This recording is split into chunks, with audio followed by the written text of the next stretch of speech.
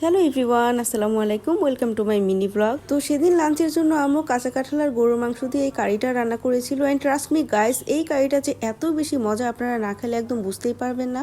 সেই সাথে প্রেশার কুকারে রান্না করার কারণে এই বিফগুলো সুপার সফট হয়েছিল, যেটা খেতে আরো বেশি মজা লাগছিল। তো আজকে আপনাদের সাথে আমি এই কাঁচা কাঁঠাল দিয়ে মাংসের রেসিপিটা শেয়ার করব। আম্মুকে আমি বলে রেখেছিলাম যে আজকের লাঞ্চ প্রিপেয়ার করার আগে আমাকে যেন ডাক দেয়, কজ আমি আজকে ভিডিওটা শুট করব। বাট আমি এসেই তো অবাক, কারণ আমি দেখি আম্মু আমাকে ডাক দিতেই ভুলে গেছে। আমাকে ছাড়াই আম্মু সব স্পাইসেস এখানে দিয়ে দিয়েছে। বাট আই থিঙ্ক এখানে বলার কিছু নেই। এখানে পরিমাণ মতো গরু মাংস নিয়ে এগুলোকে রেগুলার কাটের থেকে একটুখানি ছোট করে কাট করে নিতে হবে। তারপরে অ্যাজ ইউজুয়াল আমরা মাংসের মধ্যে যে মশলাগুলো ইউজ করি সবকিছু এখানে দিয়ে দিতে হবে। লাইক আদা, রসুন আর জিরার পেস্ট, লবণ, হলুদ, মরিচ, ধনিয়ার গুঁড়ো, আর সাথে যে আমরা গরম মশলাটা ইউজ করি সেই মশলাটাও দিয়ে দিতে হবে। আর আস্ত মশলা যেগুলো আমরা ইউজ করি, তেজপাতা, এলাচ, দারচিনি, সেগুলোও দিয়ে দিতে হবে।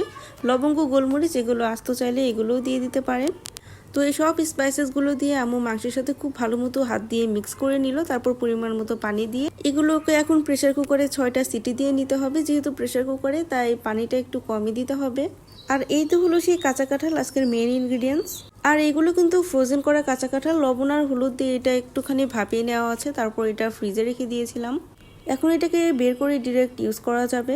আর এদিকে কিন্তু প্রেসার কুকারটা সিগন্যাল দিচ্ছে যে মাংসটা একদমই হয়ে গিয়েছে। আর একটা কথা বলতে আমি একদমই ভুলে গিয়েছিলাম, সেটা হচ্ছে এখানে কিন্তু শুধু মাংসই নেই, এখানে কিন্তু ছোলার ডালও আছে। আপনারা পরিমাণ মতো ছোলার ডালও এখানে ইউজ করার চেষ্টা করবেন। ছোলার ডাল ছাড়া এটা কিন্তু খেতে ভালো লাগবে না, ছোলার ডাল দিলে এটার টেস্ট অনেক গুণ বেড়ে যাবে। মাংস আর ছোলার ডালটা খুব ভালোভাবে সিদ্ধ হয়ে গেছে, তাই এটার মধ্যে সেই ফ্রোজেন করা কাঁঠালটা দিয়ে দিলাম। তো প্রেসার কুকারে এটা রান্না করতে একটুখানি প্রবলেম হচ্ছিল, সেই জন্য একটা প্যানের মধ্যে এগুলোকে ট্রান্সফার করে নিলাম। তো কাঁচা কাঁঠালটা অ্যাড করার পর মনে হচ্ছিল আর একটুখানি লবণ আর ঝালের প্রয়োজন, সেই জন্য লবণ, মরিচের গুঁড়ো আর একটুখানি গরম মশলার গুঁড়ো এখানে অ্যাড করে দেওয়া হলো।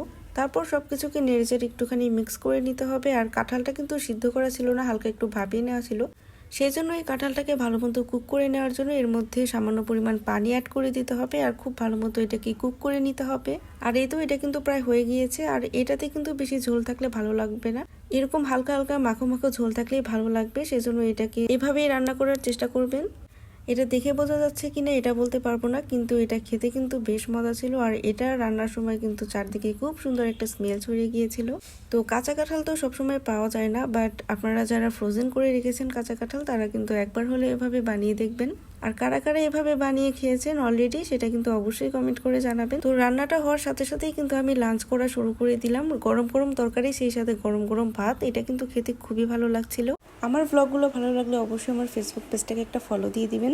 তো আজকের ব্লগটা আপনাদের কাছে কেমন লাগলো এটা কিন্তু অবশ্যই কমেন্ট করে জানাবেন। আমি আবারও চলে আসবো নতুন কোনো ব্লগ নিয়ে। আজকের মতো বাই বাই।